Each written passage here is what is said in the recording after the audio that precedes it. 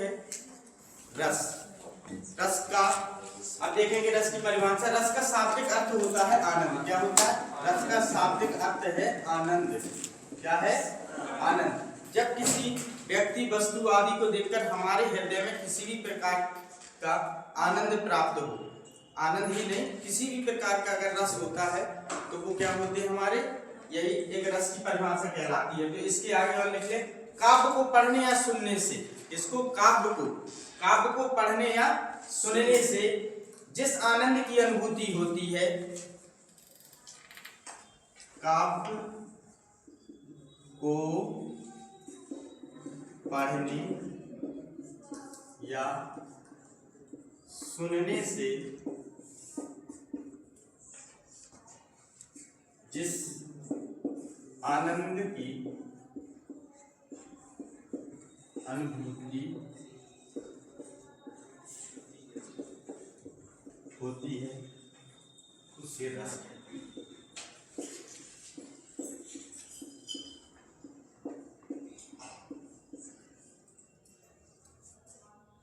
रस कहते हैं। ठीक है,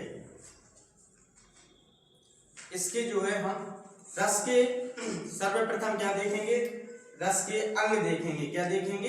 अंग। उसके बाद रस में थोड़ी सा और हम डीपली बात करेंगे। रस के 4 अंग होते हैं। अभी इसको लिखना नहीं है रस के अंगों को।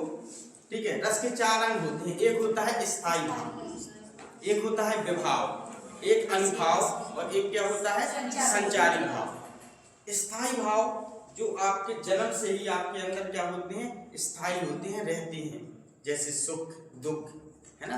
बच्चा जब जैसी पैदा होता है तो वो रोता है या हंसता है, कुछ भी एक्टिविटी करे तो उसके अंदर हम बाहर से क्या है, इन रसों को तो प्राप्त कर नहीं रहे हैं कि बाहर से रस दिए जा रहे हैं, उसके अंदर स्वतः है। तो जो बचपन से जन्म से जिन रसों को प्राप्त या अंदर होते हैं, आंतरिक होते हैं, वो क्या होते हैं हमारे स्थायी रस। अब इसके बाद स्थायी रस के बाद स्थायी रस को जो आगे बढ़ाते हैं वो क्या होते हैं विभाव। ठीक है, विभाव के लिए जो निरंतर आगे करते हैं वो क्या है अनुभाव।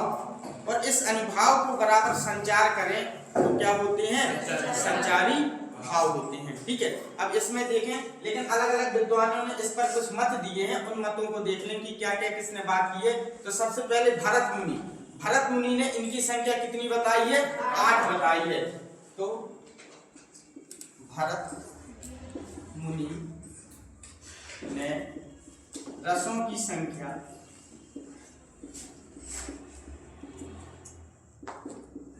8 बताई। वैसे रस कितने होते हैं, 10 होते हैं। कुल रसों की संख्या कितनी होती है, कुल रसों की संख्या कितनी होती है, 11 होती है।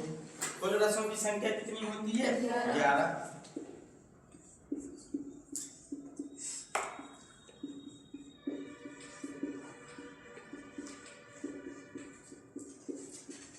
फिर इसके बाद विद्वानों ने एक रस को और आगे बढ़ाया, तब रसों की संख्या कितनी हो गई, 9।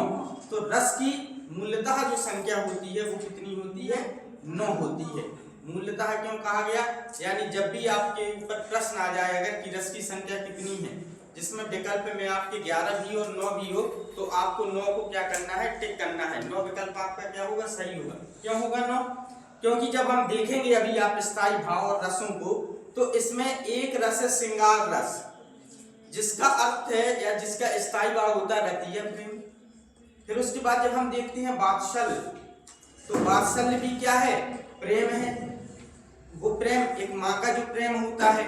फिर उसके बाद भक्ति में भी प्रेम है, जो आपके भक्ति या श्रद्धा, ठीक है, उसके प्रति जो प्रेम होगा वो क्या होगा, वो आपका भक्ति रस होगा। तो इस भक्ति और वात्सल्य को क्या किया गया है, क्योंकि प्रेम से ही संबंधित है, इसीलिए श्रृंगार में ही जोड़ा जाता है। इसीलिए उससे अलग से नहीं हम लोग क्या करते हैं, काउंट नहीं करते हैं। इसीलिए कितने होते हैं रसों की संख्या, 9 होती है। कितनी होती है, 9। अगर आ जाए आपको कि भरत मुनि के अनुसार रसों की संख्या कितनी होती है, तब कितनी होती है, 8 होती है। और रसों की संख्या कितनी होती है, उसमें किसी विद्वान का नाम ना आए, तब कितनी, 9। 11 तो आपको करना ही नहीं है, 11 हमने बता दिया कि कंफ्यूज ना हो, इसीलिए। तो रसों की संख्या कितनी होती है, ठीक है। कुल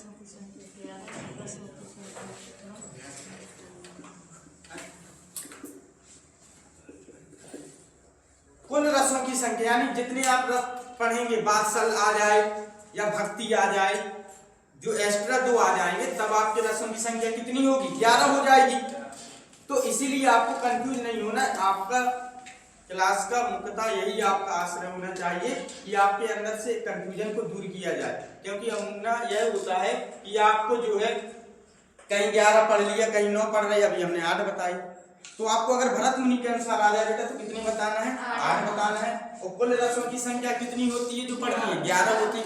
ठीक है, उसके बाद रसों की जो संख्या होती है वो 9 है, और परीक्षा में आ जाए रसों की संख्या कितनी होती है तो 9। कभी मिलाने के लिए भी आ जाए कि समास कितने होते हैं, रस कितने होते हैं, कारक कितने होते हैं। ठीक है, तो आपको रसों की संख्या के लिए मिलान भी कितना करना पड़ेगा? 9 ही करना पड़ेगा।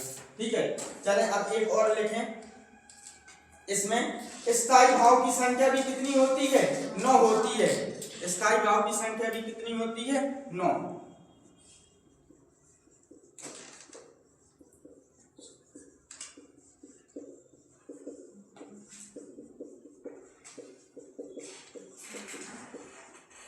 श्रृंगार रस को रसों का राजा कहा जाता है।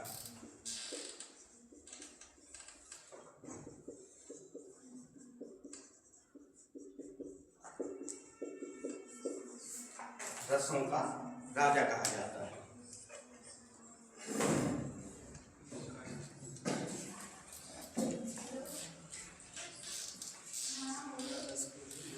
श्रृंगार रस को क्या कहा जाता है? रसों का राजा कहा जाता है। ठीक है, अब इसके बाद श्रृंगार यानी कि रसों के अंग क्या लिखेंगे? रस के 4 अंग होते हैं। कितने होते हैं? 4 अंग।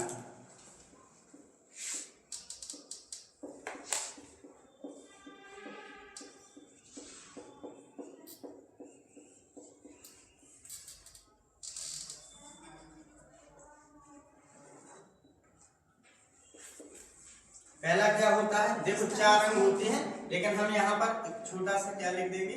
रस लिख देंगे। ठीक है, इस रस को भी लिख लेना आप। इसके बाद क्या लिखेंगे यहाँ पर? स्थायी भाव। क्या लिखेंगे? स्थायी भाव। इसी के इक्वल में लिख लेना। ठीक है, स्थायी भाव। दूसरा क्या है? विभाव। तीसरा क्या है? अनुभाव। चौथा क्या है? संचारी भाव।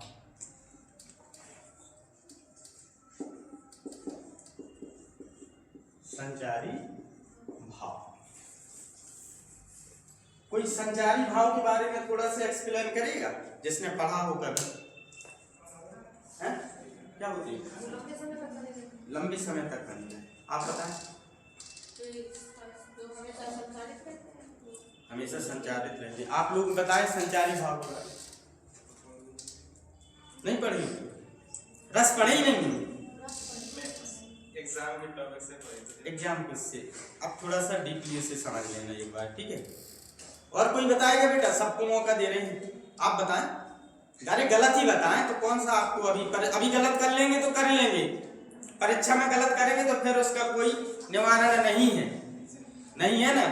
ठीक है, जैसे ये लोग हंस रहे हैं, जैसे आप हंस रहे हैं, कोई शांत बैठा है, किसी को क्रोध भी आ रहा है, कोई उत्साहित हो रहा होगा। ठीक है, जो कुछ भी आपके अंदर हो रहे हैं वो सभी तो रस हैं। संचारी भाव का मतलब होता है जो कुछ समय के लिए रहें, बहुत लंबे समय तक नहीं, लंबे समय तक नहीं रहती हैं, अल्पकाल। अब पता चले कि जैसे आपके अंदर, अब हम कह दें कि ठीक है आपको हमने 4 रस लिखवा दिए, इसके पहले कुछ लिखाया, परिभाषा पूछेंगे कि कॉपी किताब बंद कर दो। ठीक है, अब आपके अंदर एक भय सा उत्पन्न होगा, बता पाएंगे कि नहीं बता पाएंगे। फिर उसके बाद जिसने बता दिया वो खुश हो जाएगा ना। ठीक है, अगर कोई हंस गया, अगर इस तरफ से किसी ने बताया और साइड वाले हंस गई, हो सकता है क्रोध आ जाए, बहुत दांत निकलती है। या इस तरफ वालों ने नहीं बता पाया, आप लोग हंस गई, तो अगले को भी एक प्रॉब्लम, अरे यार आपको लगता है बेइज्जती हो गई क्या, लड़कियों ने हंस दी। जो भी कुछ, अब देखो रस से बहुत आराम से पढ़ना है, क्लास को समझ में आ जाएगा, बहुत ज्यादा उसमें आपको परेशान नहीं होना है। जो भी कुछ क्षण क्षण के लिए आपके अंदर जो भाव बदल रहे हैं वही क्या है, संचारी भाव। कभी गुस्सा होना, कभी अब जा रही हो यहाँ से कोई छोटा सा, इस समय बच्चे अगर फिर रहे हैं डॉग के, ठीक है, तो उनके प्रति आपके मन में रतिया प्रेम उत्पन्न हो जाए, ठीक है, यार ये भूखा है, ये फिर ऐसे घूम रहा है, गाड़ी आ ना जाए, रोड के बीच में है तो किनारे में लगा दिया, किसी भी प्रकार के भाव किसी भी क्षण। उसके बाद ऐसा पहनिया वहीं पे बैठे रहे, उसी को देखते रहे। जब कोई वस्तु टूट जाती है, अनिष्ट हो जाती है, नुकसान हो जाती है, किसी का कोई व्यक्ति मनुष्य चला जाता है, तो उसके मन में वो ऐसा नहीं है कि उसका कोई खत्म हो गया, अब खत्म हो गया, उसने देखा खत्म हो गया का, ठीक है, थोड़ी देर रो लिए, अब भी चलो बस खत्म हो। वो लंबे समय तक क्या रहेगा, लंबे समय तक हमारे मन के अंदर भाव रहेगा, स्थायी हो जाएगा। जिसका गया होगा वो तो हमेशा याद करेगा। दूसरों के हो सकता है कि वो संचार ही हो, ठीक है, आगे उनकी कोई बात नहीं, चलो बहुत बुरा हुआ, बहुत बुरा हुआ, फिर उसके बाद वो अपने लग गई, ठीक है। तो क्षण भर के लिए जो आपके साथ अभी घटित होगा कुछ समय बाद और पहले, वो सब क्या है, संचारी भाव है, ठीक है। तो हम लिखेंगे पहले रसों की, यहाँ पर क्या करेंगे, संख्या और स्थायी भाव लिख लेंगे। उसके बाद फिर इसको हम लोग डीपली करना शुरू करेंगे, ताकि आपको जानकारी हो जाए कि रस और स्थायी भाव को पढ़ना है, फिर इसके बारे में परिभाषा कर लेंगे, ठीक है, एक एक करके डेफिनेशन। तो सबसे पहले रस में लिखेंगे, सबसे पहले जो रस है, कौन सा रस है, श्रृंगार रस। इसका स्थायी भाव क्या होता है, रति। रति को ही प्रेम कहा जाता है, रति या प्रेम। श्रृंगार रस के प्रकार भी होते हैं, एक संयोग श्रृंगार होता है, एक वियोग श्रृंगार होता है।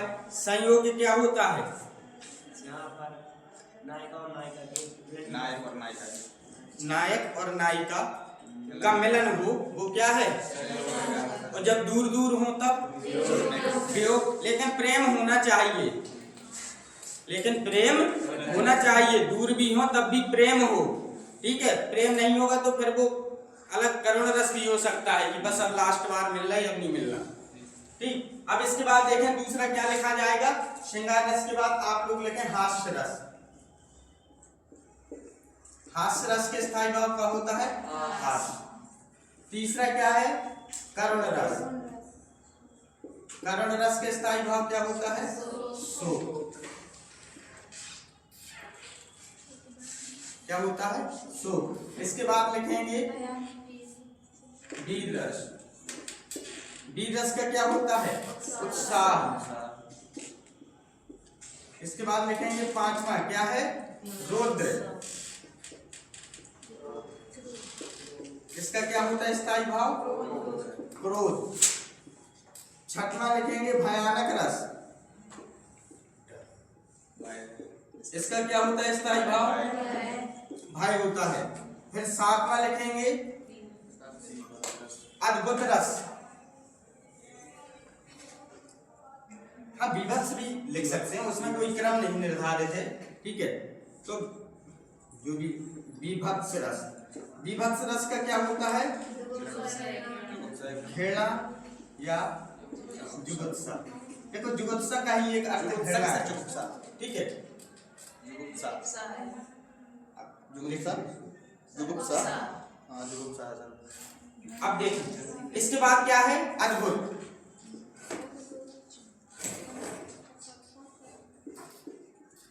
अद्भुत रस का क्या होता है, ठीक। नौवा क्या है, शांत रस। शांत रस का क्या होता है, निर्वेद।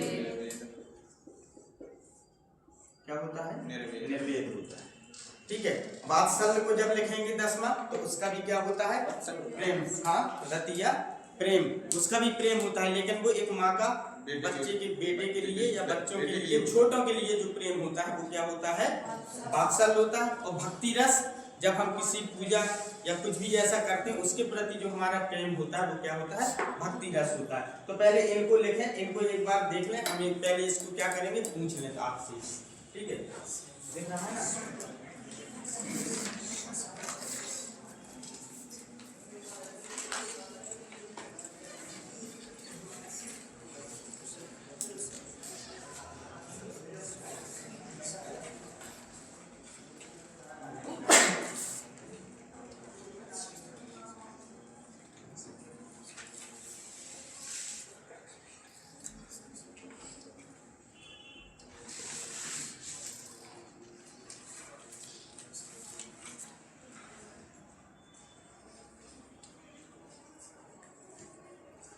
श्रृंगार रस लिख लीजिए, पहले लिख गए, उसमें साइन करके आगे बढ़ा दो। 10। अच्छा ठीक है करके रख दो, नहीं तो अभी धीमे धीमे करते हैं। तो श्रृंगार रस के स्थायी भाव क्या होता है? रति या प्रेम। हास रस का हास, करुण रस का शोक, और वीर रस का उत्साह, रौद्र रस का क्रोध, भयानक रस का भय, विभत्स रस का भय, जुगुप्सा, अद्भुत रस का आश्चर्य, ठीक है जी, और शांत रस का निर्वेद होता है। ठीक है, अब हम डालेंगे अगला विभाव। क्या डालेंगे? विभाव। ठीक है, उसको आप अलग से यहाँ पर इस प्रकार से नीचे लिखना, क्योंकि यहाँ पर अब वो बनेगा नहीं। विभाव कितने होते हैं? विभाव की संख्या 2 होती है। कितनी होती है? 2 होती है संख्या। अब इस पे बना लीजिए, थोड़ा सा बड़ा बनाइएगा। विभाव कौन कौन होते हैं? एक आलंबन विभाव होता है, एक उद्दीपन विभाव होता है।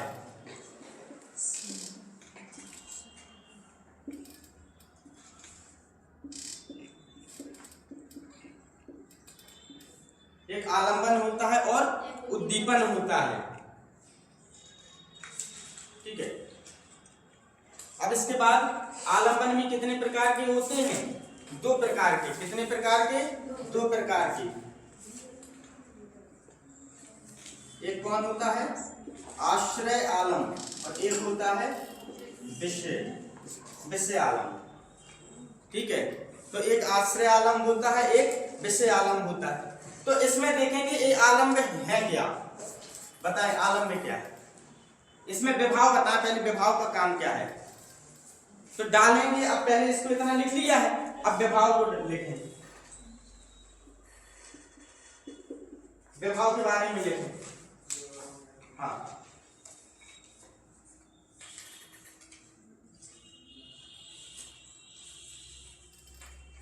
विभाव में जिसके कारण स्थायी भाव उत्पन्न हो। विभाव क्या है? जिसके कारण स्थायी भाव क्या होते हैं? उत्पन्न होते हैं।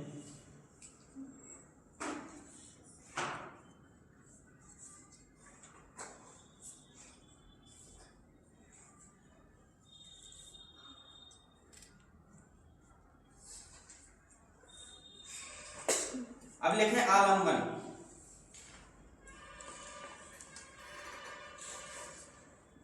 आलंबन में लिखना है जिसका सहारा पाकर, जिसका सहारा पाकर स्थायी भाव उत्पन्न हो।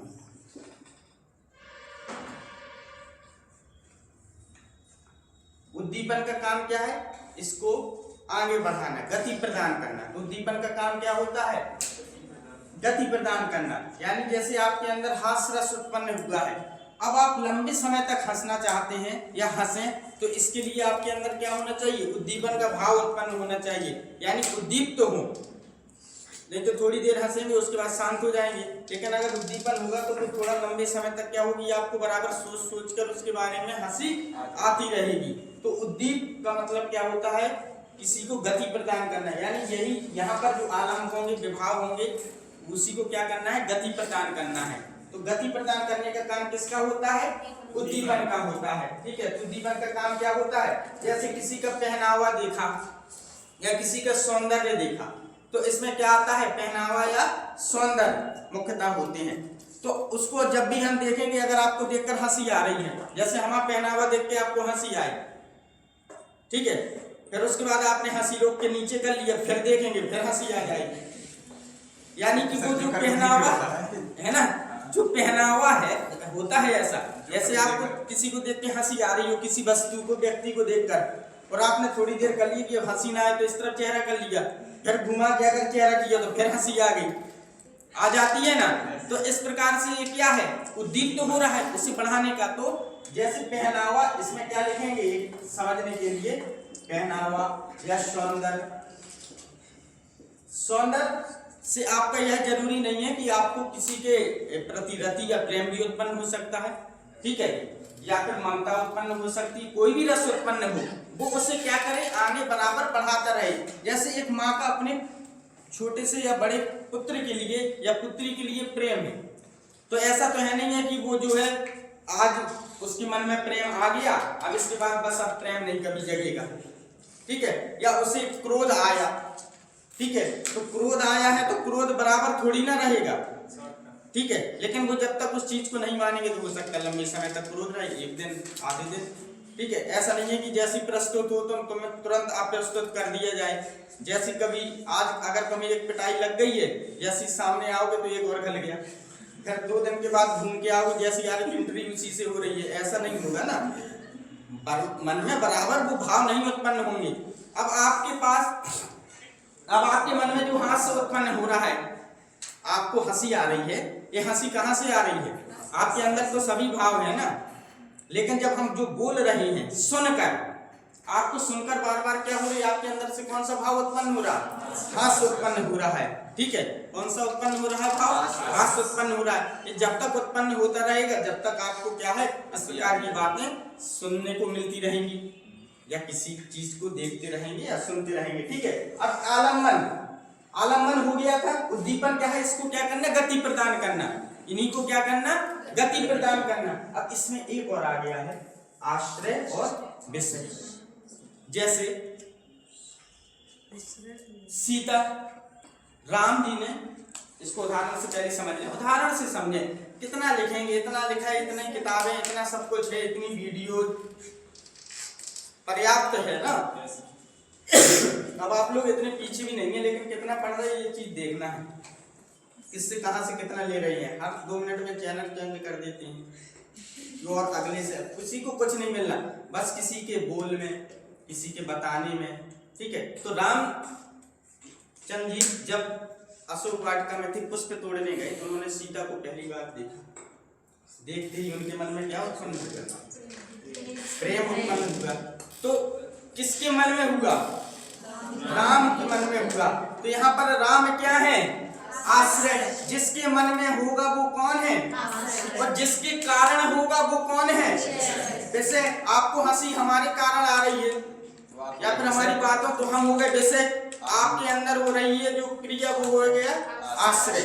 आप आश्रय हैं, समझ गए हैं ना, ठीक है। तो आश्रय में कृष्ण राधा को देखकर मोहित हो उठे। एग्जाम्पल में क्या लिखेंगे, फिर उसे समझेंगे।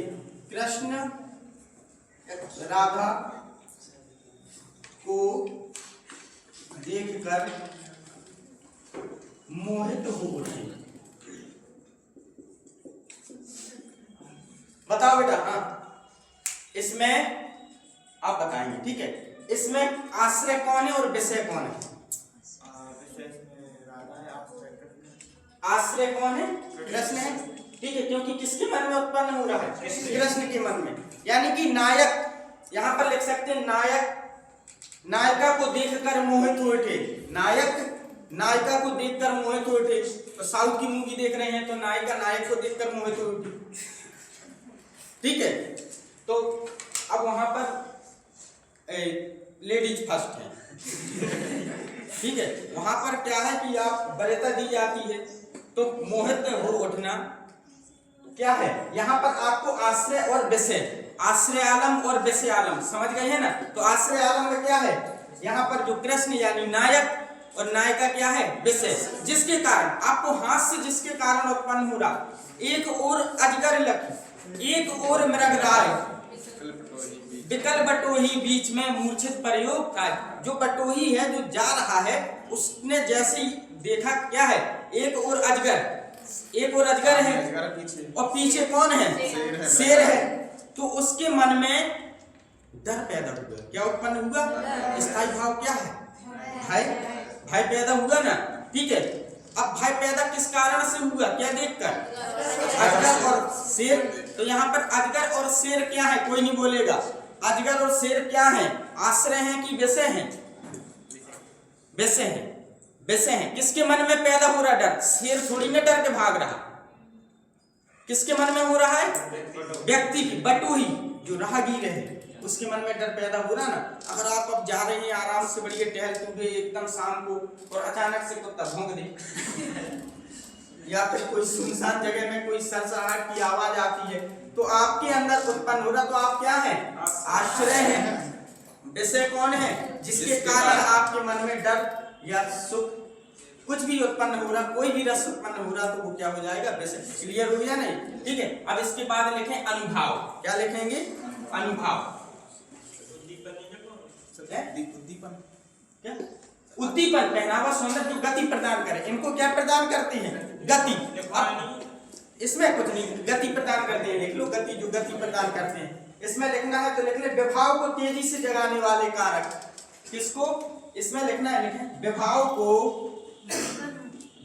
को तेजी से जगाने वाले कारक क्या कहलाते हैं? जगाने वाले कारक उद्दीपन कहलाते हैं। विभाव को तेजी से जगा दें, अचानक से। बताइए आप। विभाव को तेजी से जगा दें। आपके अंदर विभाव, यानी हमने जैसे ही पूछा तो आपके अंदर उत्साह उत्पन्न हुआ कि बताना है। हमने तो ये पूछे नहीं है क्या बताना है। ठीक है, आपने जब बताया वो हमने बता दिया। हाँ, तो यही क्या है आपके अंदर जो क्या कर दे, जो विभाव को तेजी उत्पन्न कर दे कि बताना है। अब ये नहीं पूछा मैं क्या बताना है, जब हम पूछेंगे कि हाँ बेटा ये बताओ तो आप वो बता देंगे। लेकिन अभी तो आपने तुरंत क्या किया? बता दिया। बहुत स्पीड से आपके अंदर क्या विभाव उत्पन्न हुआ, बताने वाला, और खुशी उत्पन्न हो रही है। ये भी विभाव है तेजी से। ठीक है, हाँ। तो चले अब इसके बाद लिखें अनुभाव। क्या लिखें? जैसे यदि हमने किसी व्यक्ति को देखा वो अजीब से कपड़े पहने हुए, उसे हंसी आई, लेकिन यदि दूसरे व्यक्ति को ऐसे ही देखा तो सर वो उद्दीपन होगा या फिर आलम? कैसे? जैसे आपने एक व्यक्ति को देखा, ठीक है, उद्दीपन और आलम की बात नहीं है। आलम में क्या काम है? क्या करना? किसी को प्रदान करना, यानी कि वहां पर जो रस हो रहे हैं, जो क्रिया हो रही है, उसको प्रदान करना। उद्दीपन का काम उसको बढ़ा देना। आपने देखा किसी को, किसी की वेशभूषा को देखा और आपके अंदर हास्य पैदा हुआ, या फिर आपके अंदर एक शौक पैदा हुआ कि यार बताओ ऐसा क्यों हो गया, कैसे कपड़े पहने या कुछ भी, तो आपके अंदर जो भाव पैदा हुआ, तो वहां पर आपका उद्दीपन नहीं है जिसने आपके भाव को तेजी कर दिया। अरे यार ये क्या हो गया? अचानक से तुम्हारा मित्र जो सही सलामत गया था और उसको पूरे चोट लग जाए या फिर कुछ हो जाए तो आप क्या करेंगे? अरे यार ये क्या हो गया? अब हंसोगे तो नहीं, हमने तो कहा था सही गिरे। अगर हंस भी रहे हो तो आपको उसके कपड़े या उसकी चोट की वजह से किसी कारण से अगर हंसी आ रही है, तो जो हंसी को आपको बढ़ा रहे हैं, तेजी ला रहे हैं, स्पीड। अब ऐसे नहीं है कि अगर आपने धीमे से हंसा या कोमलता वाली मुस्कान दी और आपने रावण वाली हंसी हंस दी, तभी आपको उद्दीपन का अपना सीधे तात्पर्य है कि आपकी इस हंसी को क्या करें? बराबर बरकरार रखें। उसके कपड़े, उसकी वेशभूषा या किसी से शोक उत्पन्न हो, वो उत्पन्नता बनी रहे, तेजी बनी रहे, तो वो क्या होगा? उद्दीपन। उद्दीपन का काम है बढ़ाना। अगर वो बढ़ाएगा नहीं तो फिर आप कहाँ पहुंच जाएंगे? संचारी। अचानक से आपने एक व्यक्ति को देखा कि कपड़े ऐसे पहने और दूसरे को देख लिया बहुत अच्छे से, या शोक, एक को फटे कपड़े देखकर आपको हंसी आ गई, ठीक है, आपके अंदर हास्य पैदा हुआ। ये हास्य बढ़े ना बहुत देर तक, वो आपने तुरंत देख लिया कि ये जो है कोई बहुत ज्यादा मूर्छित अवस्था में है या चोटिल है, वो आपके अंदर अगर शोक पैदा हो गया, करुण रस पैदा हो गया, तो आपको अगर पल पल में बदल रहा है, उसके बाद इस तरफ देखे तो एक तरफ आपको क्या आ गया? रति या प्रेम आ गया, कोई प्रेम वाली चीज है। अगर बदल रहा है आपके भाव तो फिर तो वो संचारी भाव है, और अगर बदले ना भाव तो फिर वहां पर क्या हो जाएंगे? आपके यही विभाव और स्थायी भाव हो जाएंगे। अब इसमें आपने उद्दीपन, तो आलंबन, आपके आलंबन का सीधे तात्पर्य है कि बुद्धू है, आपके अंदर हो रहा है तो आप क्या है? आश्रय, और जिसके कारण हो रहा है वो क्या है? विषय है। अब इसको कितना बढ़ाना है, कितना करना है, वो उद्दीपन का काम है। उस कारक को, उस विभाव को क्या करें? बढ़ा दें। क्लियर हो गया ना? ठीक है। अब ऐसा नहीं है, अब आपने, ठीक है, अब उसके बाद लिखें अनुभाव। बेटा अनुभाव कितने प्रकार के होते हैं? 4 प्रकार के।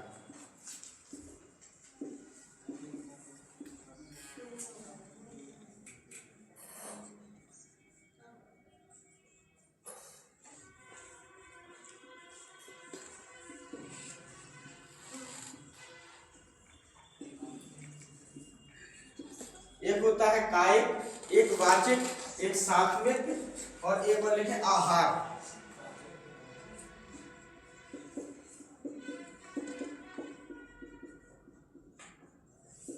सात्विक जो होते हैं वो कितने होते हैं? 8 होते हैं। कितने होते हैं? 8। ये है क्या?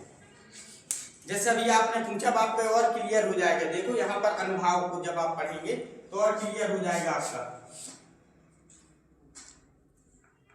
कायिक, कायिक यानी कि अगर आप इशारों से, कायिक यानी काया यानी शरीर, ठीक है, अगर इससे हमने इशारा किया, आशुतोष ये क्या है? इशारा कर चश्मा करके ऐसे ऐसे कर रही हो, अब चश्मा यहाँ पहन लीजिए और ऐसे ऐसे कर रही हो, या आंखों से ये इशारा कर रही हो, कर तो शरीर से रही हो ना, ठीक है। अगर हम कह दें तो आपके अंदर क्या उठने के लिए संकेत है, या फिर हम कहते हैं आशुतोष बहुत सुंदर लग रही हो, ठीक है, यानी कि हमने क्या किया, या फिर ऐसे कर दिया, तो ये इशारा है, ठीक है, और बिना बोले। कायिक मतलब शरीर से प्रदर्शन। अब आप ये कायिक हो गया, ऐसे ऐसे कर दे। या तो सर सीधे कह सकते हैं अभी कहेंगे ना, मतलब कि शरीर से बात करने को कायिक कहते हैं, मुंह से शरीर बोलना ना पड़े, शरीर से एक्टिविटी कर दें, जैसे ऐसे खड़े हैं कोई आया, ठीक है, कायिक है। अब कोई तैयार हो गया तो अपन बोले ना, तो वो कहेगा कि जा रही है बड़ा, ठीक है। उसके बाद ये हो गया कायिक यानी का वाचक। अब आप निकले तैयार हो गए, आपको लग रहा है यार आज तो कोई ना कोई बोल दे कि एकदम मस्त लग रही है, बहुत अच्छी लग रही है, आपको अंदर से एकदम क्यूरियोसिटी है, तो तेज ना जग रही है आपको, ठीक है। अब किसी ने देखा नहीं, बोला नहीं, या फिर आप बहुत महंगे जूता उता खरीद के लाए, या फिर आदत है या कपड़ा या उसके पहन के लाने की, और किसी को बताने की कि यार कितने के आए, कोई पूछे ही ले, अब कोई नहीं पूछ रहा। जैसे कोई एक आती है रील जिसमें आईफोन वाला वो जानबूझ के दिखाते हुए घूमता है यहाँ बिल्कुल, है ना, तो अब वो बताने की कोशिश कर रहा है कि कोई ना कोई बोलकर बता दे, अरे भाई खरीद लिया था, बहुत अच्छे, आप बहुत तैयार होके जा रही हो, किसी ने कह दी बहुत अच्छी लग रही है, तो आपके अंदर क्या पैदा होगा? अच्छा अनुभव होगा। किसी ने कह दिया ठीक है कैसे लग रही हो, बोलने ही से तो आपको क्रोध भी आ सकता है, अपने आप को देखो हमसे मतलब नहीं, ठीक है। तो आपके मन में जो बोलने से किसी को बोलने से जो भाव पैदा हो, ठीक है, बोलने से ही आपको क्या है, अभी हम बोल रहे हैं ना, तो बोलने से आपको क्या हो रहा है? बोलने से आपको हास्य पैदा हो रहा है। यही बोलने से अगर आपको कुछ ऐसा बोल दिया जाए जिससे बुरा लग जाए, शोक में चले जाओ, हमको पढ़ना नहीं है बस यही करना, कुछ ऐसी बात बोल दे, ठीक है, कि बाहर घूमते हैं बच्चे और आई कार्ड डाल के नहीं आते, नहीं तुम्हें नहीं बोल रहे तुम नहीं डाले, ठीक है, या कुछ भी ऐसा बोले जो लगे कि हाँ हमें बोला, या फिर हाइट हो जाओ, तो बोलने से होगा। अब तीसरा क्या है? आहार। क्या है? वाचक हो गया। कायिक क्या है? जो शरीर से इशारों से एक्टिविटी की जाए, वाचक जो बोल कर किया जाए। अब देखें, अब तीसरा है आहार। आहार में वेश बदल देना, किसी की वेशभूषा को क्या करना? बदल देना। जो वेश है आपके, जो वस्त्र है, कपड़ों के आधार पर ही क्या है, पहले आप कुछ और कपड़े पहने थे, आप रोल दिया गया कि एक्टिविटी का, आपको पहले जोकर का रोल करना है, आपने वो वाले कपड़े पहने, सबको हंसी आ रही थी, फिर आप सैड के रूप में आई तो आप उस प्रकार से कपड़े पहन कर आई। तो आप जब वेश बदलेंगे, अपना रूप चेंज करेंगे, उस हिसाब से जो दूसरे के मन में क्या होगा? भाव उत्पन्न होगा। अब मालूम चले कि भाव का मतलब है कि अगर आप रो रहे हैं तो हो सकता है आपके साथ वाले के मन में एक मानविकता आ जाए, उसके भी आंसू ना निकले लेकिन दुख हो जाए, वो दुखी हो जाए। थोड़ी देर के बाद आपको हास्य वाला रोल करना है, हंसना है, तो वो भी वही करेगा। ठीक। अब सात्विक 8 प्रकार के होते हैं। कितने प्रकार के? 8 प्रकार के। ठीक है। इसमें पहले लिखें स्तंभ, इसमें इसी क्रम से लिखते जाना और उसे समझते जाएंगे। पहला क्या है? स्तंभ। स्तंभ मतलब खड़े हो जाना। बिल्कुल कुछ ऐसा हो गया कि आप क्या हो गए, बिल्कुल शांत खड़े हो गए हैं, वो क्या हो जाएगा? स्तंभ हो जाएगा। ठीक है। तो उसमें लिख लेना बिल्कुल कोई हरकत, इसमें आपकी किसी भी प्रकार की एक्टिविटी नहीं होगी, बिल्कुल शांत खड़े हो जाएंगे। अच्छा, सात्विक है क्या? सात्विक है जो अपने आप उत्पन्न होती है। रस तो वैसे भी अपने आप उत्पन्न होते हैं, लेकिन ये भी क्या होते हैं? सात्विक स्वतः उत्पन्न होते हैं। कोई आपको अगर कुछ ऐसी चीज टूट गई, दुख गई या रिजल्ट आया, तो आपको जैसी रिजल्ट देखा, अब आपको आप स्तंभ, अरे यार, या फिर आप पास हो गए और आपने सोचा भी नहीं और आप टॉप कर गए, तो आप एकदम से क्या हो जाएंगे, स्तंभ हो जाएंगे। तो कोई कहेगा नहीं कि खुशी मनाओ, वो खुशी अपने आप निकलेगी ना। या फिर जो साथ में गया होगा कहेंगे बस अब शुरू करो डांस, या आप असफल हो रहे हैं, या फिर कुछ ऐसी आपने बात देखी और आपको क्या लगा, दुख हुआ, तो आपको कोई बताएगा नहीं, वो स्वतः उत्पन्न होगा। ठीक है। स्तंभ के बाद अगला देखें, रोमांच। रोमांच, अरे रोम का कुछ ऐसी बात होना जिसकी वजह से रोम क्या हो जाए, खड़े हो जाए, तो वो क्या है, रोमांच है। ठीक है। अब इसके बाद लिखें स्वरभंग। स्वरभंग, स्वरभंग क्या है, अचानक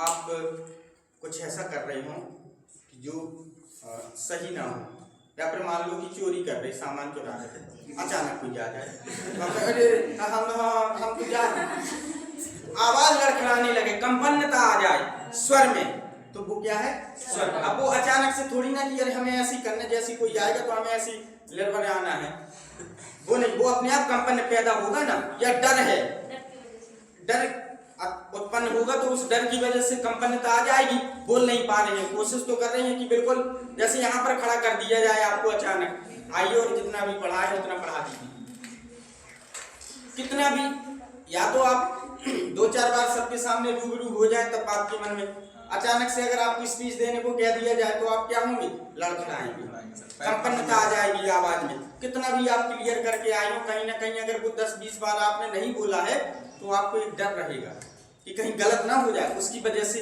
वो अपने आप पैदा हो रहा है ना, वो सात्विक एक अनुभाव है, क्या है, सात्विक। अब लिखें आंसू।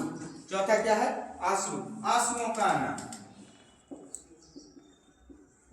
ठीक है। 5वां क्या है, श्वेत। कुछ ऐसी बात हो गई, पसीना पसीना हो गया, श्वेत मतलब क्या होता है, पसीना।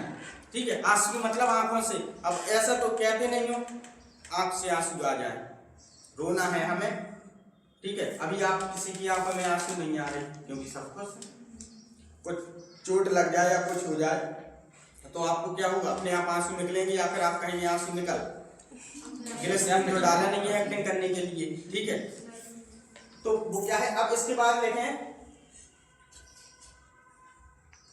वेवन। चेहरे के हाव भाव बदलना, क्या है ये, चेहरे के हाव भाव बदलना। अरे वो ग्रंथि का नाम ही नहीं, चेहरे के हाव भाव बदलना। आप खुश हैं अभी सब लोग, कोई भी ऐसा नहीं है जो यहाँ पर मजबूरी में बैठा हो और अभी तो नींद भी नहीं आ रही। ठीक है। 3 बजे के बाद तो कई लोग तो नींद में भी चले जाते हैं, है ना, एक आध झपकी भी ले लेते हैं।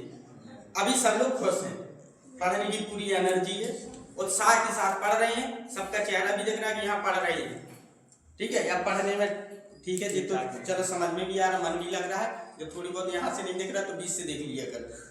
ठीक है। अब यहाँ पर आपको अचानक से कुछ ऐसा हो जाए कि अगर जैसे हास्य का चेहरा अलग है ना, हंसने का चेहरा अलग है, और आपको जब करुण रस होगा, शोक होगा तो उसका चेहरा अलग होगा, और जब उत्साह होगा तो उत्साह वाला चेहरा अलग होगा। चलो लड़ने चले या युद्ध करने चले। अब युद्ध करने चलने के लिए आपको आशुतोष अपन को युद्ध करना है, युद्ध करने चलना है। अब हमने कहा चलो उठो आशुतोष, ठीक है। अब तुमने कहा अरे सर चल तो रहे, अब तुम उठे ऐसे, अब क्या यार एकदम देखना चाहिए कि यहाँ तुम सैनिक हो, ठीक है, सैनिक ही तो है। अब तुम हंसते हंसते जा रही हो, वो भाव नहीं आएगा ना, अब हंस रहे हो, ठीक है। अब तुमने कहा खड़े हो गए सामने, हमने कहा कि तुम्हें जो है स्पीच देना है, सामने खड़े हो गए युद्ध के लिए ललकारो, तुम कहा हाँ देख रहे हो, हे मूर्ख दुष्ट राक्षस राज रावण, हैं माँ सीता जगत जननी है, तो ऐसे नहीं हंस के नहीं बोलोगे। अब परशुराम का तुम्हें रोल दे दिया जाए और सामने खड़ा कर दिया जाए तो वहां पे तुम हंस का प्रभाव तो डालोगे नहीं, या फिर तुम शोक में डूबोगे। देखो तुमने धनुष तोड़ी है, बहुत दुख है ना, या फिर भाई ठीक है, एक तो धनुष नुकसान करके अब तुम जाओ दौड़ लगा कर नुकसान कर दिया तुमने हमारा, धनुष तोड़ दिया। नहीं, आपके अंदर क्या होगा, आपके अंदर ऐसे भाव जगेंगे क्रोध वाला, तो क्रोध वाला पूरा होना चाहिए, ठीक है, कि हाँ ये कार्य जो है उससे बाहर है कि नहीं है, ठीक। तो वो क्या हो जाएगा, उसके हिसाब से चेहरे का हाव भाव होगा। और बायोलॉजी की भाषा में चेहरे में एक ग्रंथि होती है जिसका नाम है पॉन्स ग्रंथि। कौन सी ग्रंथि होती है, पॉन्स ग्रंथि होती है, जो हमारे चेहरे के एक्सप्रेशन को बताती है। जब साइंस की भाषा में हम देखते हैं तो हमारे चेहरे के एक्सप्रेशन को दर्शाती है, पॉन्स ग्रंथि होती है, ठीक है। उससे पता चलेगा कि हाँ कुछ नहीं, शांत बैठी हो, लेकिन हमें लग रहा है कि रोज आपका चेहरा अलग रहता है, तो आज आपका चेहरा कुछ और है, पूछ लेते हैं कुछ हुआ क्या, है ना। सब कोई पूछ लेता है, आपको भी अपने जो बहुत अच्छे दोस्त होंगे, साथी होंगे, तो उनकी बात से, उनके हाव भाव से पता चल जाता है कि आज कुछ ना कुछ तो हुआ है, या बहुत खुश हो तो कहेंगे अरे बता, अरे यार बाद में बताएं, अरे बता दो क्या हो गया है, उनकी अरे पता हमें मामा के यहाँ जाना, बहुत खुश हो उनके हम सोचे कुछ और बात है, ठीक है। चलें, तो यहाँ पे क्या है, व्यवन और लिखे प्रलय, क्या है प्रलय, क्या हो गया 7 प्रलय, और 8वां कम, क्या है कम, ये भी कप कपाना है, जब कप कपी आने लगे, ठीक है। तो नीचे में प्रलय, प्रलय यानी कि आप बिल्कुल चेतना शून्य हो गई, अब आप इस एक स्तब्ध स्थान खड़े हो गए, ठीक है, लेकिन चेतना शून्य यानी अब आपको कुछ नहीं समझ में आ रहा है क्या करें, अचानक से कुछ ऐसा हो जाए आपके जीवन में जिसकी आपने कल्पना भी न की हो, तब आप कुछ सोच नहीं पाते हैं, ठीक है। सामने वाला जो आपको सहारा दे रहा है या उठा रहा है, तो आपको दूसरों को लगता होगा देखो जी उठ भी नहीं पा रहा है, कितना गहरा सदमा लगा, कुछ ऐसा हो जाता है जिसमें हम चेतन शून्य हो जाते हैं, यानी सोचने विचारने की क्षमता क्या है उस पल खत्म हो जाती है कि ये है क्या, ठीक है। तब दूसरा कहते हैं देखो चलो आगे अब ऐसा करना है, ये है, तो वो क्या हो जाता है। अब इसमें 7वें थे, पहला क्या था कायिक, कायिक क्या है, यानी कि हमारे जो इशारों से जो कुछ आपके मन में भाव उत्पन्न हो, या रस उत्पन्न हो, ठीक है, या स्थायी भाव उत्पन्न हो, या विभाव उत्पन्न भी हो जाए, ठीक है, तो वो क्या है कायिक हो, ठीक है। अब रामचंद्र जी ने जब देखा था सीता जी को, तो वहां पर उन्होंने बात तो की नहीं थी, ठीक है, ना इशारे किए थे, ठीक है, तो वहां पर ना आहार था। इन्हीं 7वें में ऐसे कुछ ऐसा हुआ होगा कि जिससे उनके मन में क्या हुआ, रति या प्रेम जगा, हो सकता है उन्होंने क्या देख लिया हो, उद्दीपन क्या निकला था, सौंदर्य का, या उनकी बिल्कुल शालीनता का, ठीक है ना। चले, अब इसके बाद आप देखें आहार क्या है, वेशभूषा को देखकर किसी की, और 7वें में हम 8 प्रकार के पढ़ते हैं जिसमें हमारे सब आ जाते हैं जो हमारे अंदर क्या है स्वतः उत्पन्न होते हैं। अब इसके बाद आप देखेंगे संचारी भाव, तो संचारी भाव क्या होते हैं, इनकी संख्या कितनी है बेटा, 33। कितनी है संचारी भाव की संख्या, 33 होती है।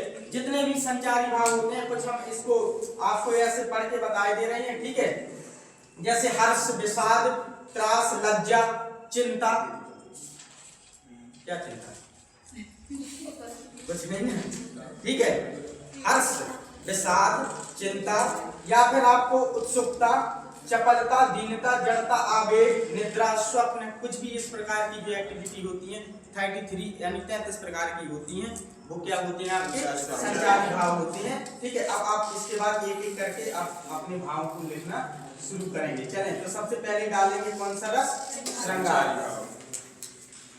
अब इसको अलग कर दें, ठीक है, तो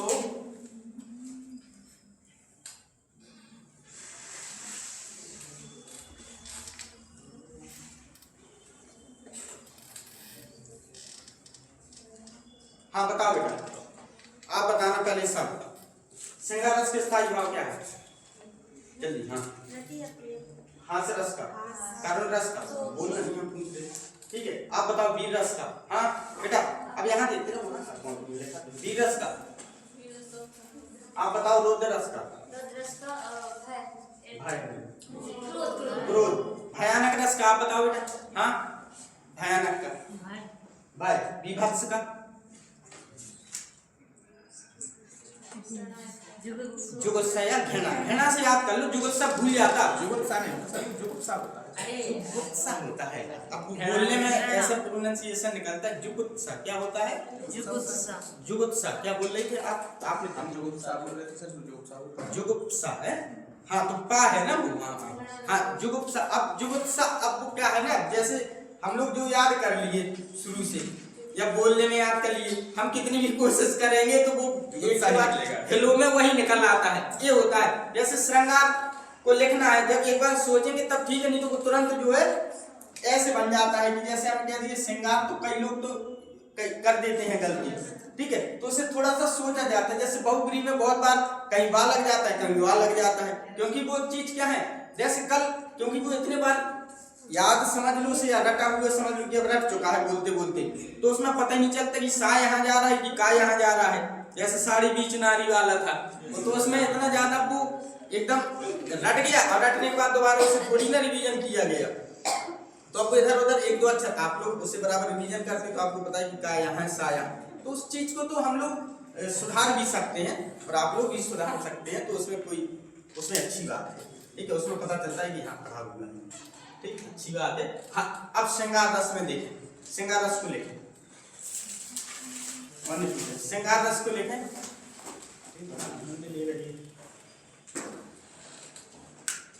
जब विभाव, अनुभाव और संचारी भाव अपनी अपनी परिभाषा से सिंपल लिखे होंगे, जब विभाव, अनुभाव,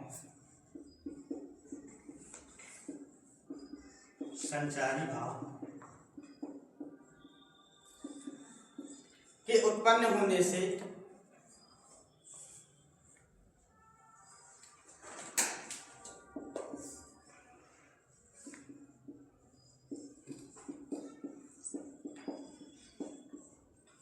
हृदय में जो रति या प्रेम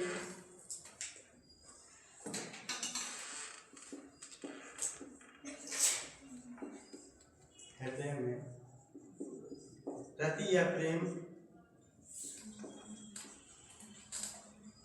का स्थायी भाव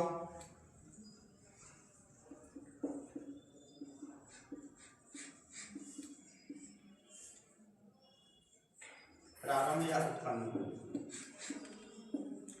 उसे क्या कहते हैं? श्रृंगार। श्रृंगार रस की लिख सकते हैं, किसी को देखकर, किसी को देखकर हमारे हृदय में जो रति या प्रेम का स्थायी भाव या रति या प्रेम उत्पन्न हो, वही क्या है? श्रृंगार। जरूरी नहीं है कि आपको परिभाषा इस प्रकार की ये याद भी नहीं करना, इसको वो भी नहीं करना, थोड़ा सा अलग से थी कि अगर आ जाए कि विभाव, अनुभाव, संचारी भाव से उत्पन्न होने वाले भाव, ठीक है, हृदय में जो क्या हो रति या प्रेम उत्पन्न हो, तो वो क्या होते हैं? कुछ श्रृंगार रस होते हैं। अब इस श्रृंगार रस में दो प्रकार के श्रृंगार रस हैं। कितने प्रकार के श्रृंगार रस हैं? दो। कौन कौन? श्रृंगार रस कितने प्रकार के होते हैं? दो प्रकार के। कौन कौन? एक होता है संयोग श्रृंगार। क्या है? संयोग श्रृंगार। और दूसरा क्या है? वियोग श्रृंगार।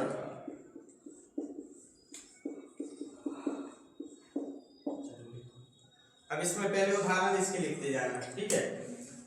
पहले संयोग श्रृंगार, जहां नायक नायिका के संयोग का वर्णन। संयोग क्या है? मिलन।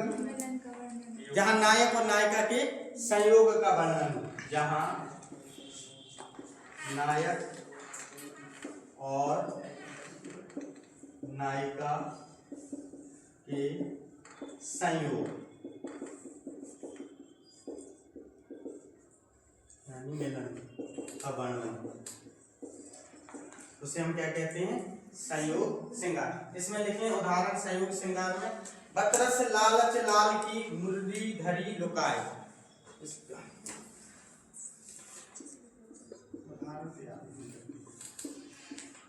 बतरस लालच लाल मुरली धरी सोह करे बोहन हंसे।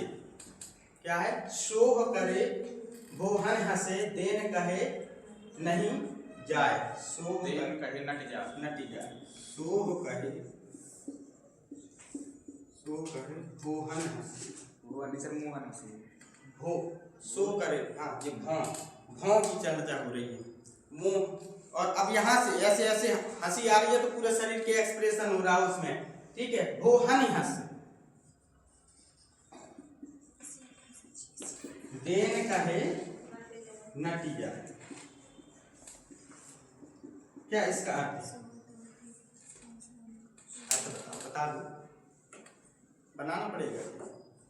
हम तो इतनी याद भी नहीं कर सकते ना उदाहरण, सिंपल वाले करते थे जो तो दो दो लाइन के लिखने के लिए मिल जाती है। देखो बतरस लालच लाल की, यहाँ पर कृष्ण और जो गोपियां हैं, है ना, इनके बीच में थोड़ा सा क्या है, एक संवाद चलता है जिसमें वो क्या करती हैं, जो कृष्ण भगवान उनकी मुरली को क्या करती हैं, लुका देती हैं, छिपा देती हैं, ठीक है। अब जब उनसे पूछा जाता है तो वो बताती नहीं है, जबकि क्या कर रही हैं, शो हो करे, यानी कि थोड़ा सा अटखेलियां कर रही हैं और हंस रही हैं और देने का नाम नहीं ले रही हैं। तो यहाँ पर किस प्रकार का श्रृंगार है, संयोग श्रृंगार है। कैसा श्रृंगार है, रति या प्रेम है जो कैसा है, संयोग श्रृंगार है, ठीक है। इसीलिए इसमें संयोग अब वियोग में लिखें, जहां नायक और नायिका के दूर होने या नायक और नायिका के वियोग की अवस्था में नायक और नायिका के प्रेम का वर्णन, जहां वियोग की अवस्था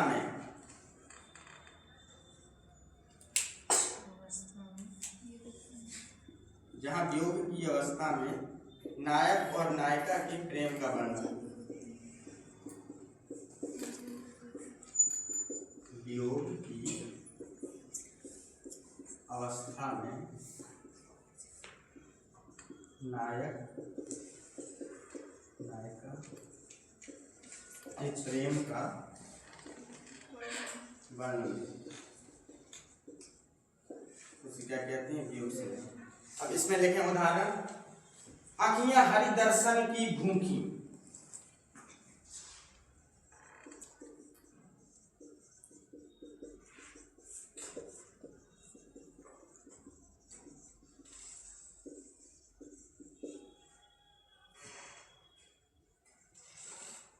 अब इसमें बहुत बड़े बड़े भी हैं, लेकिन कहाँ तक लिखवा खुद नहीं वो पाते हैं अच्छे से, छोटे छोटे इसमें सही रहते हैं कि कम से कम पता चले कि हाँ जी वियोग है, वियोग यानी दूर हो रहे हैं, कि आँखियां हरि दर्शन को।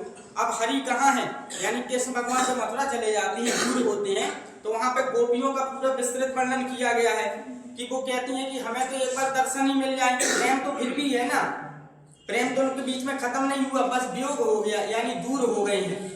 तो इस दूरी का कारण एक और है, जब इनको उद्धव आते हैं, ठीक है, तो उद्धव जब संदेशा लेके आते हैं तब भी वो कह देते हैं कि आप जो है अब क्या करें, ब्रह्मा की, निर्गुण ब्रह्मा की क्या करने लगे, उपासना करने लगे।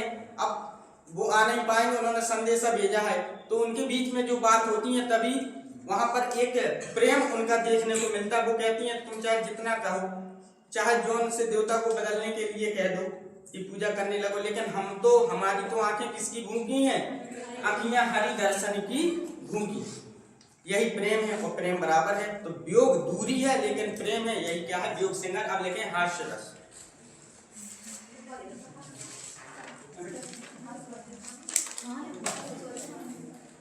अभी तो सिर्फ वो लिखा था, उसके बारे में थोड़ा सा लिख देते। किसी व्यक्ति या वस्तु की आकृति, इसको बनाया करो थोड़ा सा, मतलब देखो आपको कुछ अलग से इसमें ऐसी परिभाषा नहीं है। किसी व्यक्ति वस्तु को देखकर, कि क्या देखकर, उसकी आकृति या वेशभूषा को देखकर हमारे हृदय में जो हास्य नामक स्थायी भाव उत्पन्न हो, क्या होता है, हास्य रस होता है। उसे आप लोग अगर थोड़े से उसमें भी बना लेंगे तो वो अच्छे से याद रहेगा, ठीक। तो किसी व्यक्ति या वस्तु की आकृति,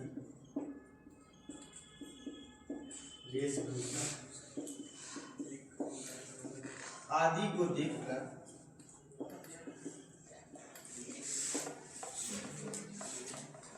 जो हास्य नामक स्थायी भाव उत्पन्न हो उसे हास्य रस कहते हैं। इसके स्थायी भाव तो पता है क्या है, हास्य। यहाँ पर भी चित्र हो गया। तो एक इसका आप लोग उदाहरण बताएं जिसको याद हो।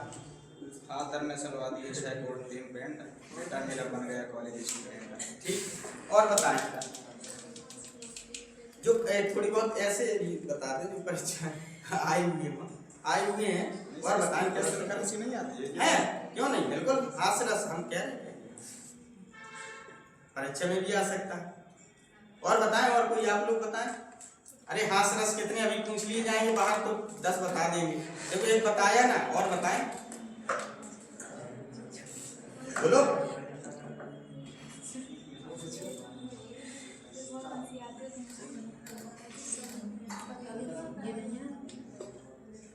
बताओ और बताओ।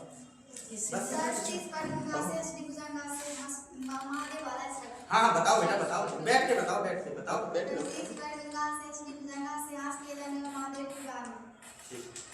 चलो, और इसमें लिखें, हम इसमें बताए दे रहे, बिंद के बासी उदासी तपोव्रतधारी महाबिनी नारी दुखारी। इसको लिखें। ये बड़ा, अगर हास्य रस का पूछा जाता है तो इसी को हैं।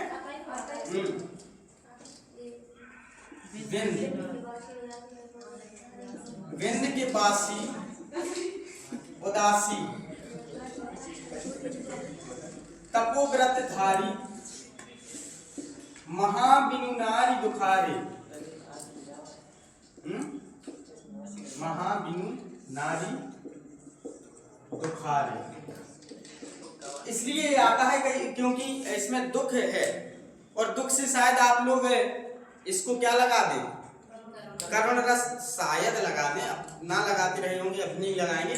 यहाँ पे कहा गया बिंद के वासी, बिंद के वासी यानी महादेव कि बिंद के वासी, बिंद में रहने वाले वासी जो पूरे संसार को साधे हैं, वो किस लिए परेशान है, नारी के बिना परेशान है, शादी कराओ। तो इसमें आपको दुख कहीं है, आप अचंभा मान के हास्य उत्पन्न हो रहा है ना, ठीक है। तब शीश पे गंगा कैसा है, शीश पर गंगा हंसे, भुजनी भुजंगा हंसे, हास ही को गंगा भयो कैसा, अरे वो हो गया ठीक है, हास ही को गंगा भयो, ठीक है, नंगा के विवाह में।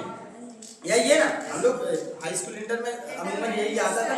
इसमें ये है कि आपको जो है बारात जा रही है और सब लोग देख रहे हैं बारात को, तो हंसी के मारे सब लोट पोट जा रही है, ठीक है। तो ऐसी बारात में आशुतोष लेके जाना, ठीक है। हंसी को दंगा हो जाए फिर तुम समझाओ कि हास्य रस है, ठीक है। वैसे भी अब तो हास्य वाला होता है। चले, तो बिंद की बासी उदासी तपोव्रत धारी महाबिनु नारे दुखारे, बुरे समय को देख कर गंजे तू क्यों रोई, ठीक है। बुरे समय को देख कर गंजे तू क्यों रोए, किसी भी हालत में तेरा बाल न बांका होए, ठीक है। जब बाली नहीं है तो बांका का होना है, ठीक है। तो इसमें आपको क्या है, हास्य रस है, यही बात। चलो, बुरे समय को देख कर गंजे तू क्यों रोए। हाँ तुम लोग लिख रहे हो ना, क्योंकि तुम लोग अभी गंजे नहीं हो ना, कोई वो ना कहता है। बुरे समय को देख कर गंजे तू क्यों रोए, लेकिन किसी की आप उपमा वहां जाकर वो नहीं करेंगे, ठीक है, निंदा नहीं करेंगे। अगर देखें आपके किसी मित्र, अभी तो इस मित्र के नहीं किसी ऐसे होंगे जो इस अवस्था में पहुंच गए हैं, लेकिन किसी बड़े को भी देखकर क्यों रोए, बुरे समय को देखकर गंजे तू क्यों रोए, किसी भी हालत में तेरा बाल न बांका होए, किसी भी हालत में तेरा बाल न बांका होए, ठीक है। क्या हो गया, लिखने नहीं, ऐसा कौन सा रस उत्पन्न होगा, रुद्र रस, रुद्र रस, ठीक है। चलें अब वीर रस देखें, इसको अलग कर लें, ठीक है। आपके तीसरा रस का नाम है करुण, तीसरा क्या लिखा, हाँ करुण, चलो करुण। किसी प्रिय व्यक्ति या वस्तु के अनिष्ट या नष्ट होने से। अब इसमें हम हंसेंगे नहीं, ठीक है, इसमें हम शोक की तरह पे इसको प्रस्तुत करेंगे। किसी प्रिय व्यक्ति या वस्तु, यही संचारी भाव है। जब हम इसको लिखेंगे और लिखकर जब इसको वर्णन करेंगे तो अपने आप आपकी क्या होंगी, जो हास्य रस का एक आपके अंदर संचार चल रहा है वो अपने आप बंद हो जाएगा। किसी प्रिय व्यक्ति या वस्तु के अनिष्ट या नष्ट होने से हृदय में शोक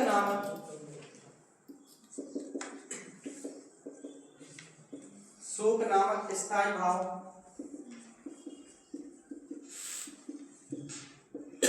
उत्पन्न होता है। उसे क्या कहते हैं, उसे करुण रस कहते हैं।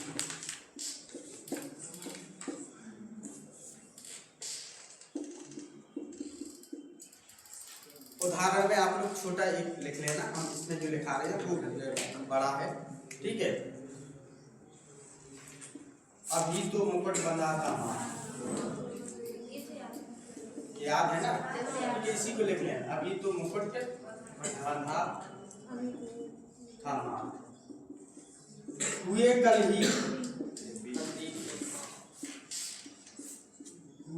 ही हल्दी के हाथ, खुले भी ना थे लाज के बोल, खुले भी ना थे लाज के बोल, लाज के बोल, खिले भी ना थे चुम्बन सून का फूल।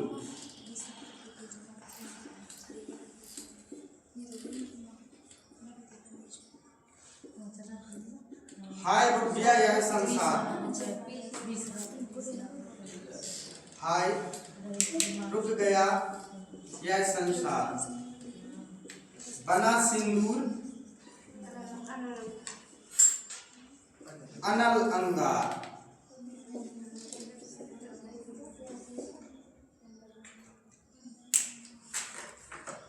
और भी आप इसमें लिख सकते हैं, छोटी भी लिख सकते हैं, कोई जरूरी नहीं है कि बड़ा ही, ठीक है। छोटे छोटा बताना कौन सा, ये बहुत बड़ी चीज है, नहीं याद याद थोड़ी करने के लिए, आपको कुछ पहचानना है, याद करेंगे तब तो याद ही करते रह जाएंगे। हाँ ये उसी में रहते, हाँ ये आती भी। इसमें अभी तो मुकुट बंधा था माँ, यानी एक ऐसी कन्या की बात हो रही है जिसकी अभी अभी शादी हुई थी और उसके पति की मृत्यु हो जाती है, और यहाँ पर भाव उत्पन्न होता, अभी तो मुकुट बंधा था माथ और हुए कल ही हल्दी के हाथ। अभी हल्दी के हाथ जो थे वो भी पूरी तरह से हटे भी नहीं थे और खुले भी ना थे, यानी अभी उसने बोलना शुरू भी नहीं किया था। खुले भी ना थे लाज के बोल, शुरू में जाते हैं तो बोलते नहीं है, ठीक है, दूसरी तीसरी बार शुरू होता है बोलना। खिले भी ना थे चुम्बन सून का पुल, हाय रुक गया यह संसार, बना सिंदूर अनल अंगार, बाता की लतिका यह सुकुमार और पड़ी ये छिन्ना धार। यानी देख रहे हैं जो अभी अभी सच कर आई थी, डोली में आई थी, है ना, एक दुल्हन का रूप थी, अब वो कैसे छिन्ना धार बिखरी हुई पड़ी हुई है, बिल्कुल लाश की तरह। तो यहाँ पर एक स्त्री की, एक कन्या की क्या की गई है, बात की गई है। तो यहाँ पर कौन सा रस उत्पन्न होता है, ठीक है। अब इसके बाद लिखें बी,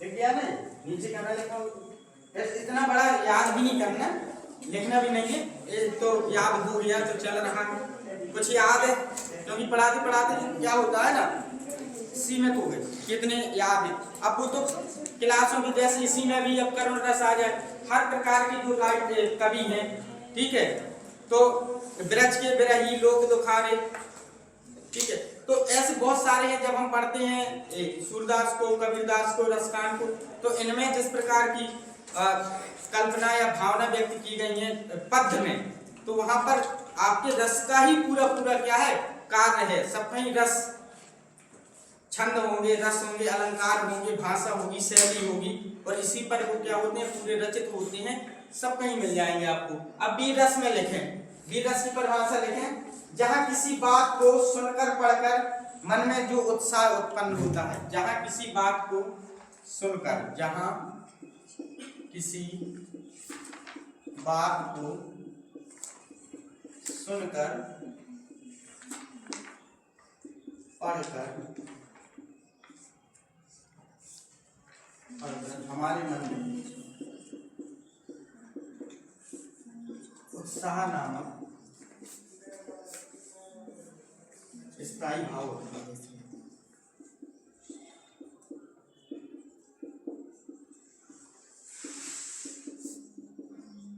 वो क्या होता है, बीज।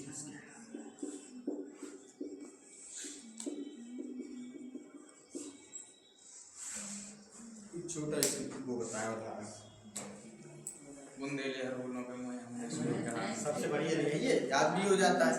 बुंदेलो हर लड़ी मर्दानी हुए तो झांसी खूब लड़ी मर्दानी हुए तो झांसी वाली रानी थी। ठीक है, और भी वीर रस के हैं, आप तो सबसे अच्छे चले जाएं तो वीर रस का इस समय चाहे तो सुभद्रा कुमारी चौहान या रामधारी सिंह दिनकर हों, ठीक है, तो रश्मि रथी से भी बहुत अच्छा वीर रस का निकल के आता है। ठीक है, दो न्याय अगर तो आधा, तो उसमें भी यदि कोई बाधा हो तो दे दो केवल होगा नहीं, ये वो नहीं, ये तो रश्मि रथी का एक छोटा सा अंश है, तो उसमें हम लोग अभी पूरा न्याय नहीं मांग रहे हैं। ठीक है, अभी आपको जरूरत भी नहीं है। चले इसमें लिखें बुंदेलो, बुंदेलो हर बोलों के मुँह, बुंदेले हर बोलों की मुँह। चलो यही लिख लें, बुंदेले हर बोलों के मुँह,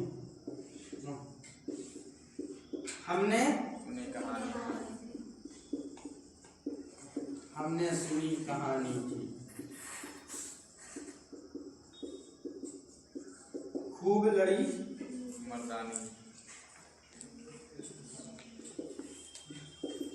खूब लड़ी मर्दानी, वह तो झांसी वाली रानी, वह तो झांसी वाली रानी।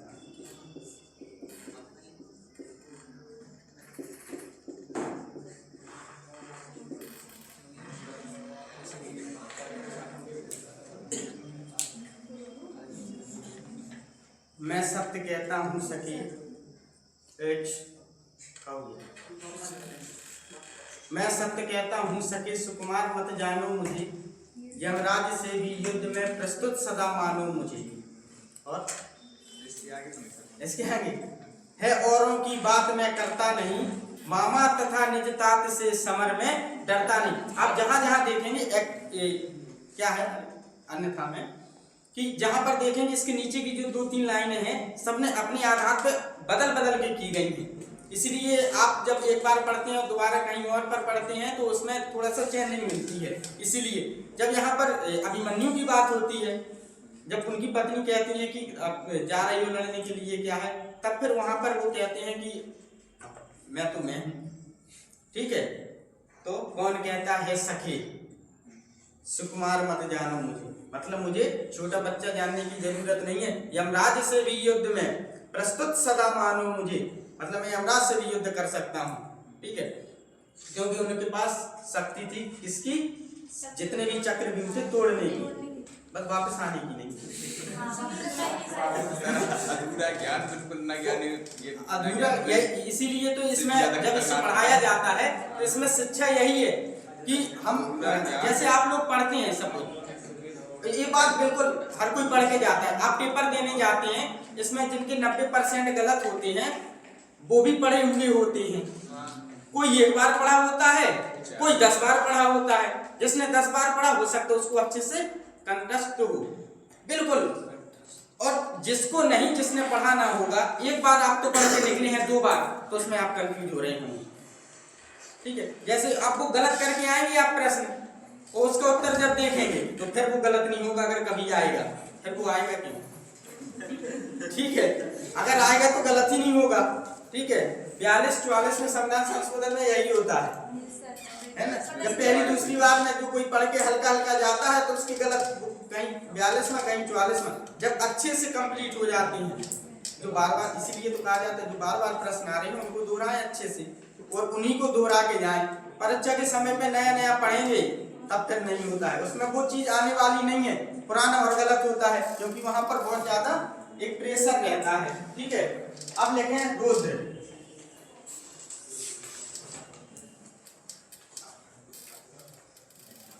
किसी व्यक्ति की बात सुनकर किसी विपक्ष द्वारा, हाँ ऐसे लिखें, किसी विपक्ष द्वारा किए गए अपमान से जो क्या होता है, जो क्रोध उत्पन्न होता है वो क्या है, रौद्र रस। किसी, अब विपक्ष में ही तो रहेगा जो क्रोध करेगा। ठीक है, किसी विपक्ष द्वारा किए गए अपमान से। सर इसका परिभाषा ऐसी नहीं बनेगी सर। नहीं, हम बता रहे क्या है इसकी परिभाषा।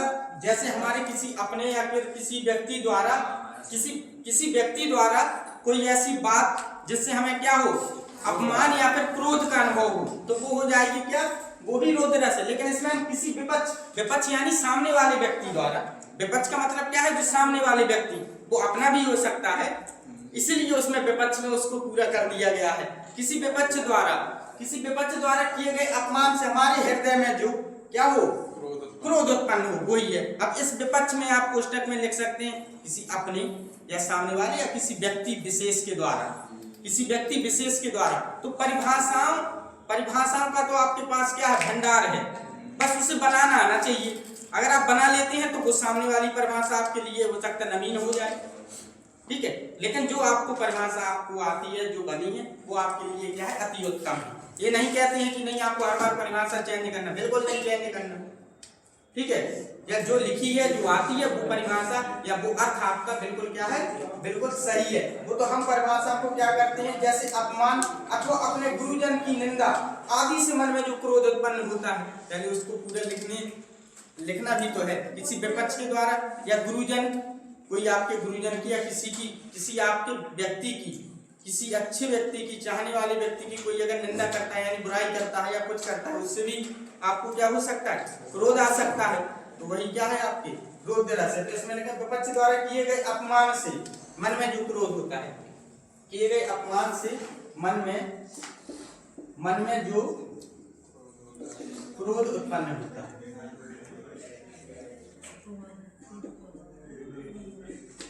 उसे क्या कहते हैं, रौद्र रस। एक्चुअली हरदेव बहाली जी की किताबों में जब देखते हैं तो उनकी बिल्कुल परिभाषाएं क्या होती हैं, डिफरेंट होती हैं। वो जानबूझ के डिफरेंट लिखने की कोशिश करते हैं और जब उन्हीं को क्या करते हैं, संजो के आप तक लाने की कोशिश करते हैं कि हाँ, जो हमने, क्योंकि जो भाषा आपने और हमने जो सीखी है, जो इसका अर्थ निकाला, वो बिल्कुल सरल है, लेकिन सरलता से थोड़ी सा एक उच्च में जाते हैं कि थोड़ा सा ऐसा करवा दिया जाए कि यहाँ लगे कि यहाँ लिखा है कुछ, इसलिए। अब इसमें एक लिख लें इसका उदाहरण,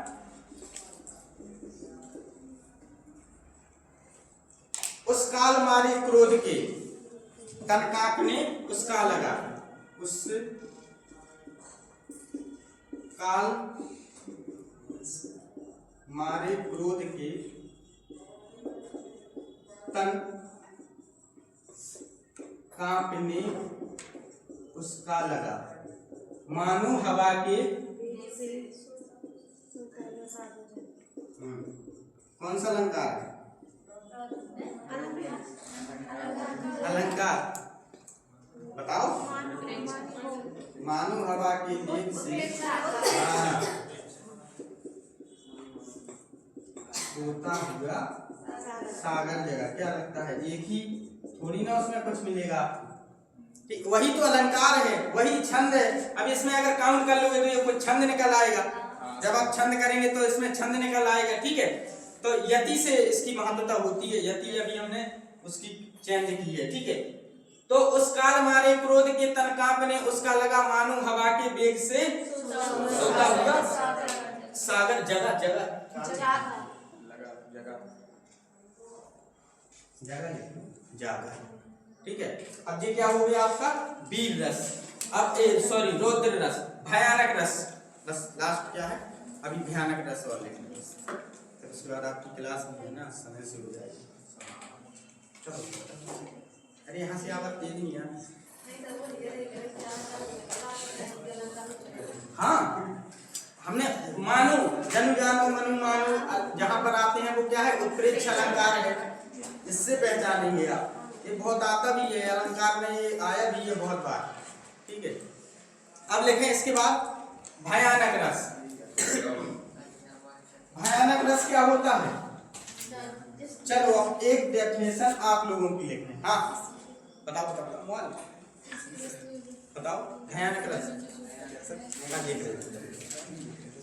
भयानक रस की परिभाषा बताओ बताओ बताओ। परिभाषा जब साथ होता है कि हृदय में भय नामक स्थायी भाव भाव अनुभव संचारी भाव का संयोग होता है तो वहाँ पर भयानक रस होता है। वहाँ पर क्या होता है भयानक रस होता है। तुम तो और भयानक भयानक किए या से भयानक किए मतलब इतनी अच्छी बात है बड़ी। ठीक है, भयानक रस क्या है? इसका स्थायी भाव क्या होता है? भय होता है। ठीक है, क्या होता है इसका स्थायी भाव? भय होता है। किसी भयानक अथवा अनिष्टकारी वस्तु व्यक्ति को देखने और उससे संबंधित वर्णन सुनने से जो डर उत्पन्न होता है, किसी व्यक्ति को देखने, वहां से लेके किसी व्यक्ति को देखने या उससे संबंधित वर्णन सुनने से, किसी व्यक्ति को देखने या उससे संबंधित किसी व्यक्ति या वस्तु कुछ भी हो सकता है व्यक्ति में, किसी व्यक्ति या उससे संबंधित वर्णन देखने से। भयानक किसी व्यक्ति या उससे संबंधित क्या किसी व्यक्ति या उससे संबंधित वर्णन या उससे संबंधित वर्णन सुनने से, वर्णन सुनने से जो डर उत्पन्न होता है, जो क्या उत्पन्न होता है? डर उत्पन्न होता है। परिभाषा बहुत हो जाती है। जो डर उत्पन्न होता है वो क्या होता है? उसे भयानक रस कहते हैं। जैसे देखने तो ठीक है, हम किसी को देखें तब या फिर किसी चीज के बारे में आप बताएं और ऐसे बताएं कि एकदम बिल्कुल थोड़ी देर के बाद अगर 11-12 बजे अगर किसी को बिठा ले हो, ठीक है, और बताना शुरू कर दें, बताएं हम वहां से आ रहे थे। बहुत लोग बताते हैं डराने के लिए, कल आ रहे थे तो यहाँ पे पता नहीं कोई व्यक्ति ऐसे दिखा, है ना, पैर पीछे थे। हाँ उसके पैर पीछे थे। अब वो सामने वाला वो जानता है कि ऐसा कुछ नहीं है, झूठ बोल रहा, लेकिन उसके मन में अब क्या है कि वो इधर उधर अगर उसने देख लिया और भय अगर आ गया, यही भय है। ठीक है, तो जब भय होता है तो हल्की सी आवाजें भी आपको क्या करने लगती है? भयभीत लगने लगती हैं। ठीक है, अब इसमें लिखें एक और अजगर लकी। हाँ लिख लें।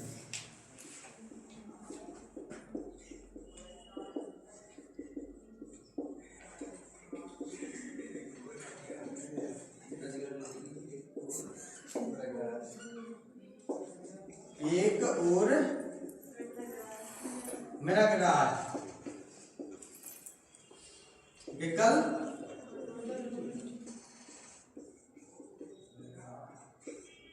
बीच में प्रयुक्त मूर्छा।